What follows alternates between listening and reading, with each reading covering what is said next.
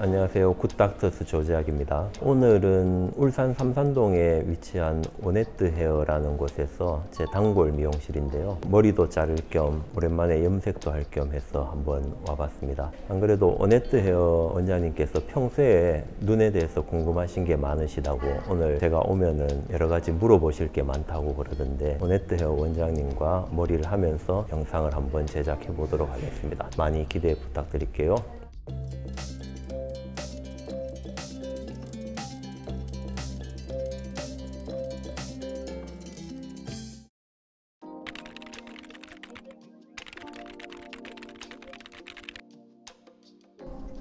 원장님 손님들이 속눈썹 같은 경우에 이제 저한테 소개를 많이 시켜달라 하거든요.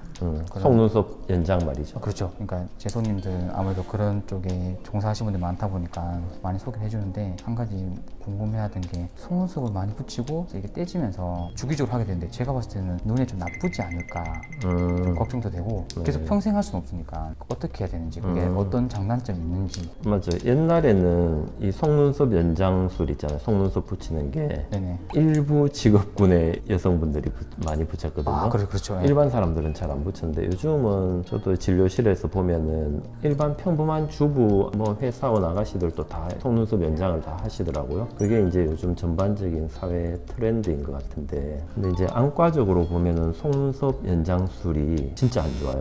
제가 이제 눈 건강에 안 좋은 거 대표적으로 세 가지를 꼽는데 그 중에서 하나예요. 그래서 속눈썹 연장술 하는 건 안 좋은 이유가 크게 이제 두 가지가 있거든요. 하나는 속눈썹 연장할 때 붙이는 본드 있잖아요. 그 성분 중에 일부 제품에서는 발암 물질이 검출되기도 하거든요. 허가받지 않은 본드를 사용할 경우에는 장기적으로 눈에 안 좋겠죠. 그러면 거의 대부분 허가받은 제품을 쓰는 건가요? 근데 그게 또 허가받은 제품을 써야 되는데 업소에 따라서 허가받은 제품이 잘 안 붙는데요. 잘 떨어지고.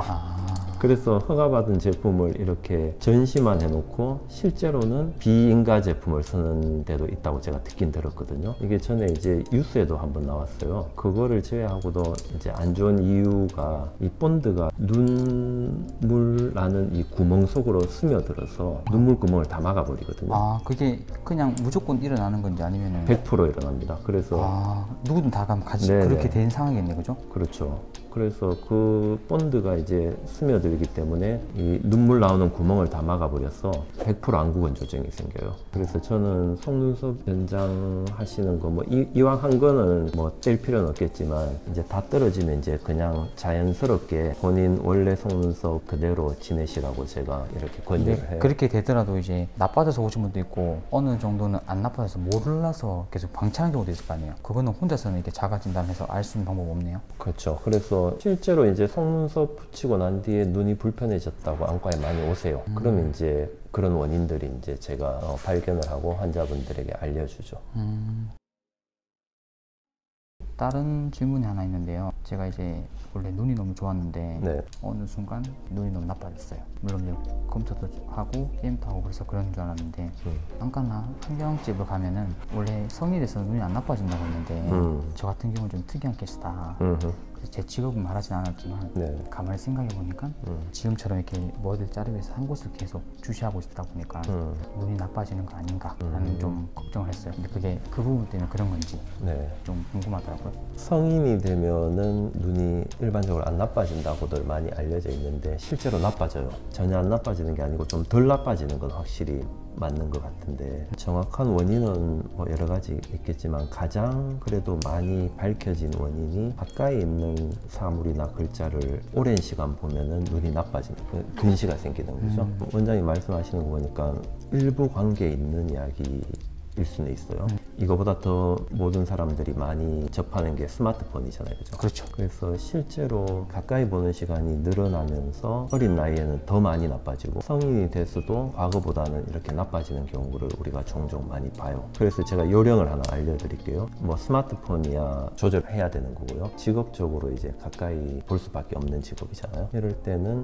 뭐 한 30분 커트한다면은 잠깐 쉬는 시간에 한 10분의 1의 시간, 그러니까 30분이면 3분 정도 되겠죠. 3분 정도는 멀리 있는 물체, 그러니까 멀리 있는 물체는 뭐 5m, 10m 밖에 있는 물체죠. 멀리 있는 물체를 정해놓고 그쪽으로 이제 또 계속 주시를 하는 거예요. 그러면은 이 가까이 볼 때 긴장했던 조절 근육들이 풀리면서 눈이 나빠지는 걸 어느 정도 예방해 줄 수가 있어요.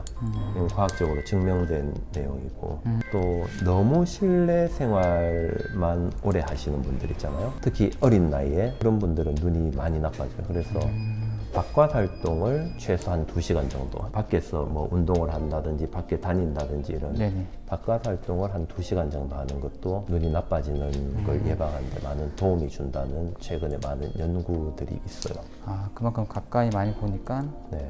다른 시간에 좀 더 멀리 볼 수 있는 그렇죠. 적당하게 섞어서 한다는 게 좋은 거는 거죠. 그렇죠. 네. 알겠습니다. 아, 원장님, 고객님들 중에 네. 염색을 하게 된다면 눈이 나빠진다고 하는데 그게 맞는 건가요? 염색하시는 분들 중에 그런 말씀 하시는 분들 많죠.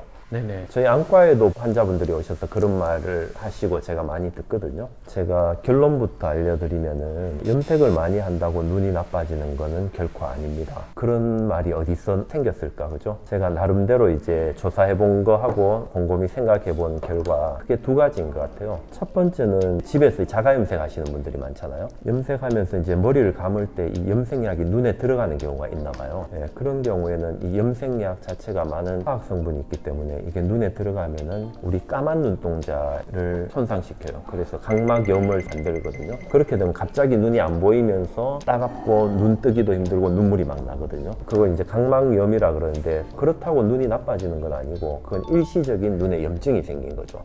독한 화학 물질 때문에. 그래서 이제 눈이 나빠진다고들 잘못 알고 계실 수는 있고요. 근데 이제 그거는 치료만 잘 되면은 전혀 관계가 없어요. 시력하고는. 그 다음에 2번째는 우리가 염색은 요즘은 젊은 나이에도 많이 하지만 멋내기 염색이잖아요. 네. 근데 옛날에는 이 흰머리가 나야 염색을 시작했는데 보통 흰머리가 생기는 시점이 중년이란 말이에요. 안과적으로는 이 중년이 되면은 노안이 시작해요. 눈이 나빠지는 시기가 결국 흰머리가 나는 시기라는 거죠. 많은 사람들이 이제 염색을 하기 시작하면서 눈이 나빠졌다고 이렇게 착각할 수 있는 거죠.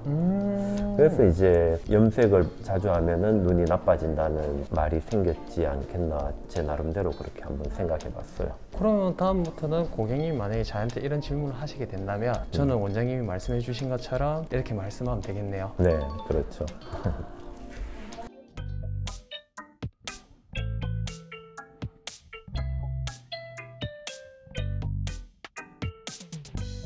네. 지금 오네트 헤어 원장님하고 직원분이 제 이 얼굴을 이렇게 만들어 놨네요. 네. 네. 어쨌든 오늘 촬영에 협조해 주신 오네트 헤어 원장님 또 직원분 감사드립니다. 감사합니다. 네, 감사합니다. 네.